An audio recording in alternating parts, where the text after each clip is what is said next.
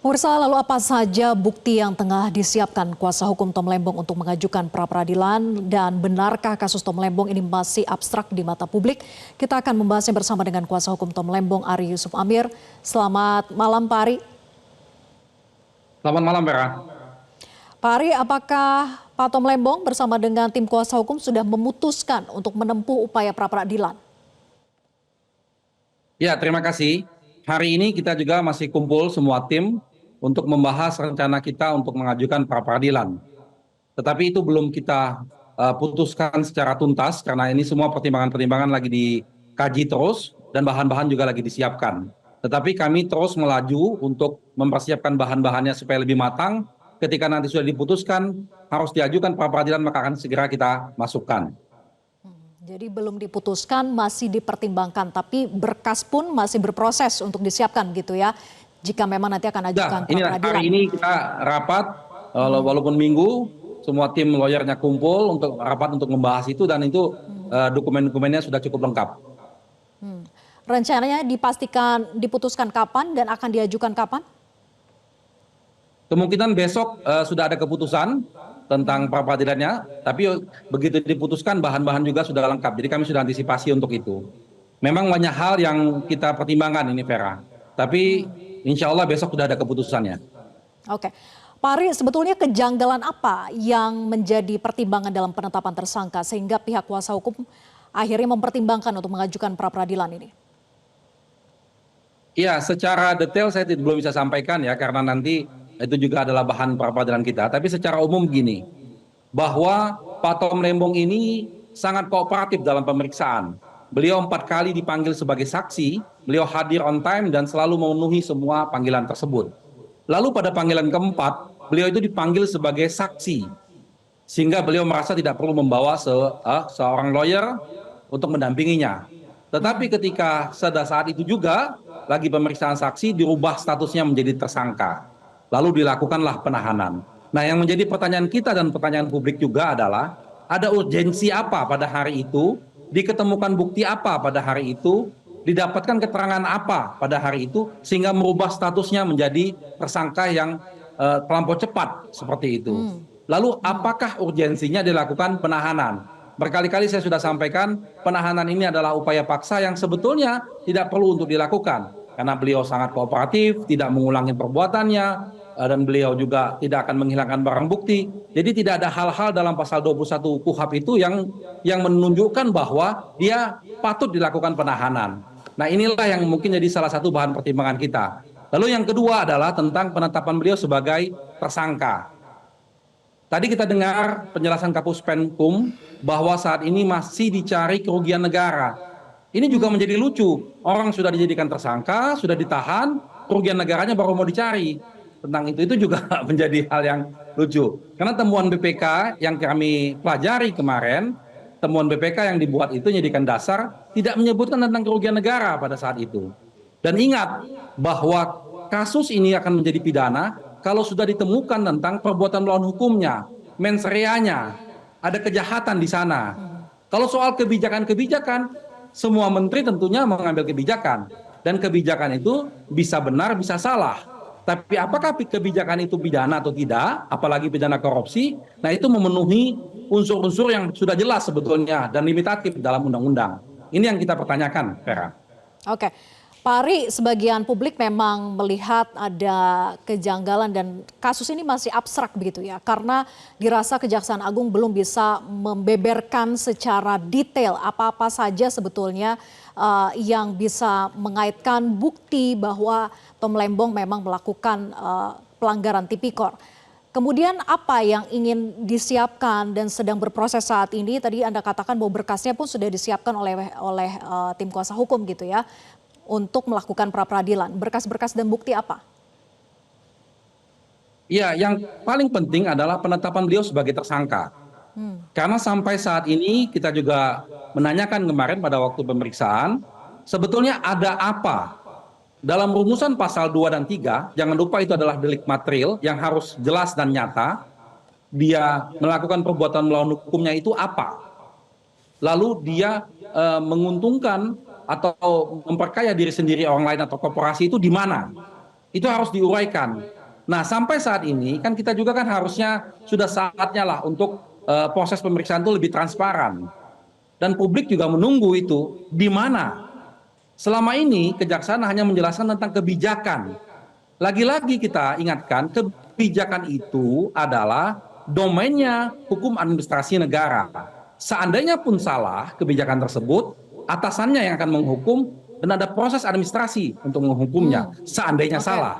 Nah, dalam temuan BPK yang kita pelajarin kemarin, BPK memberikan rekomendasi terhadap temuan itu tidak hanya pada waktu periodenya Pak Tom Lembong ya, tapi dari sebelumnya dan sesudahnya.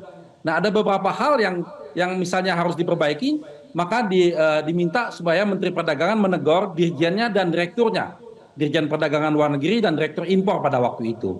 Nah, persoalan-persoalan ini bisa dikatakan menjadi pidana apabila telah memenuhi unsur-unsur yang lain.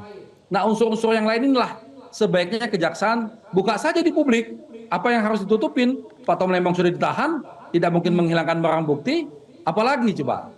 Supaya jangan sampai ini menjadi kesannya publik menilai ada unsur-unsur politis di sana. Itu yang harus kita hindari, Vera.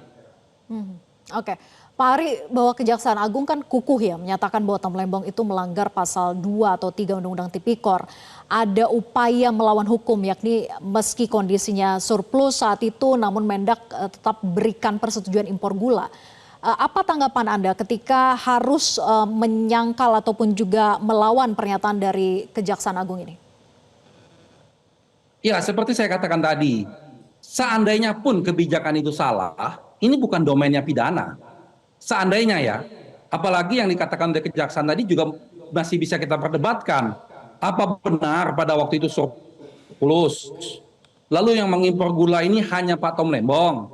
Bagaimana dengan menteri sebelumnya, menteri sesudahnya?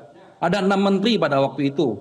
Dan semuanya mengimpor gula dalam kondisi yang betul-betul dengan alasan masing-masing dan jumlahnya signifikan dibandingkan dengan jumlah yang dilakukan oleh Pak Tom Lembong. Nah, jadi kalau hanya berkutat di tentang kebijakan mengimpor gula, ini akan menjadi pertanyaan publik. Ini betul-betul presiden yang tidak baik. Bayangkan kalau setiap menteri mengambil kebijakan lalu kena sanksi pidana. Padahal dia tidak punya kepentingan. Jurisprudensi kita sudah mengatakan dalam beberapa kasus jurisprudensi, kebijakan tidak dapat dipidana. Kecuali kalau dia dapat dibuktikan dia ada perbuatan melawan hukum di sana. Lalu dia menguntungkan diri sendiri, orang lain atau korporasi. Itu dulu yang harus dijelaskan kepada publik. Sampai saat ini, baik itu dari Kapus Pen pun, kejaksaan maupun dari penyidik, tidak mampu untuk menjelaskan itu. Ya, Itu yang hanya menjadi dijawab persoalan. begini Pak Ari. Hanya dijawab bahwa meskipun tidak ada aliran dana ke Tom Lembong, namun Kejaksaan menduga bahwa kebijakan Tom itu menguntungkan orang lain, yakni 8 perusahaan swasta. Saya sudah sering kali katakan, setiap kebijakan pejabat, menteri kah atau dirjen kah atau siapapun, pasti akan menguntungkan pihak-pihak tertentu. Tidak mungkin kebijakan tidak menguntungkan. Ada yang diuntungkan, ada yang dirugikan. Misalnya dalam proyek-proyek saja, ketika ditetapkan si A mengambil proyek ini, maka proyek ini akan dipegang oleh si A akan untung. Dan orang yang tidak dapat akan rugi. Sudah pasti itu.